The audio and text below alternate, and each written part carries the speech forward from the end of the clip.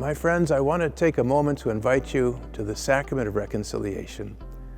Did you know that God created us with a place for Him in the center of our souls, so we would never be alone without Him? But all of us at different times fall into sin. We choose things freely and knowingly that pull us away from God's presence and from our true selves. Confession is the place where we bring those sins to Christ, who takes them away and restores us to God. Sometimes we think, I'll deal with it later, or my sins aren't that big, or even, I'm embarrassed. What if the priest thinks less of me? But I want to assure you of this. When you come to confession, you don't meet judgment. You meet Jesus. You meet mercy. You meet the Father who runs to you, embraces you, and says, welcome home.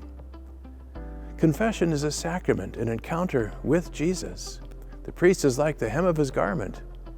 We come to confess our sins honestly, express true sorrow, and through the ministry of the priest, Christ Himself absolves us. Those words of absolution are powerful. They have the authority of Christ. They remove the burden of sin, they restore lost innocence, and they bring us back to God where we belong. If it's been a long time, please don't let fear or hesitation hold you back. You won't be judged, you'll be welcomed.